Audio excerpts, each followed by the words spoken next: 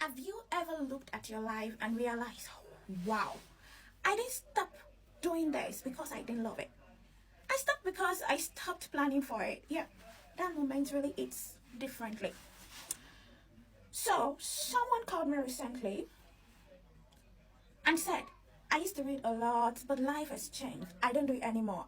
Oh God. And immediately, I smiled gently because honestly, that is all of us at some point. The passion didn't die, the structure around it disappeared like this. Pew! Back again. So let's think about it this way. Nations that achieve, oh, I put my glasses back on. Nations that achieve big goals, they don't get there on vibes. I'm feeling vibes on vibes. They put structures, systems, and even laws in place to make progress predictable. Another good example is the United Kingdom. If you look at their driving test, practical driving test, is one of the toughest in the world. But sincerely speaking, you would see the result because they have one of the lowest fatality rates on the road. And that tells you something. They put structures in place. You look at the road, look at the training, the level of expectation, the law enforcement strategies, the road structures. You know, sometimes you're going on a bend and you will see an arrow pointing you in that direction that there is a bend here, so don't think you're going straight. Or you will see signs, speed limits, cameras trying to caution you that, bro, take it gently. Don't go and run and die.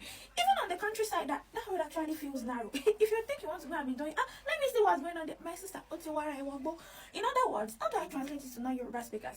You have driven yourself into the bush. You know? So you don't really want that. So they put structures, systems in place, and that is why it is working. Compared to other countries that will use name to cover their secrets, you will see that the fatality rate of road accidents is actually very high. Are you following?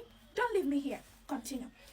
So basically, they put structures in place. So if your country is one of those countries that the fatality rate is high and is not working, the structures are actually, the system, no structure in place, no system to actually enforce that rule.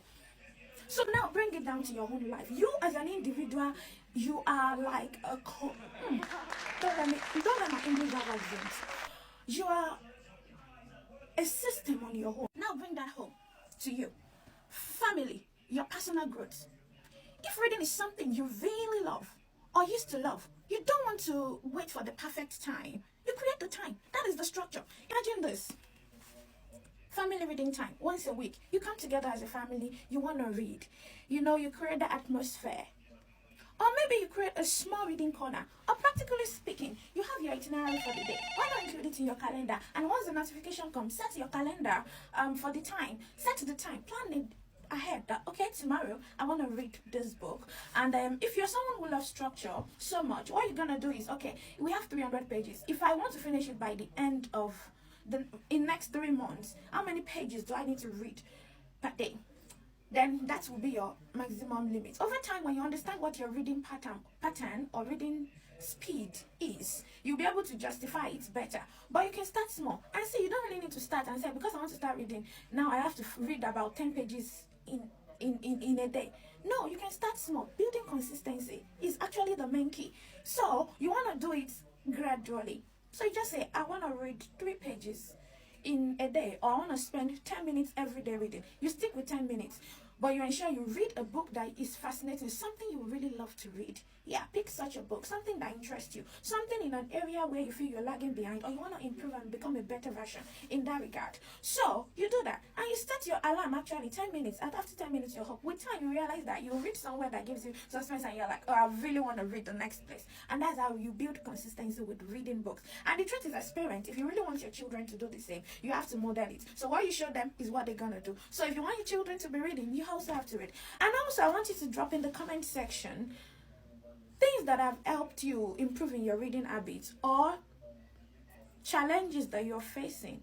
And go. One last thing. Whenever you read a book, practicalize it. Practice it. Yeah.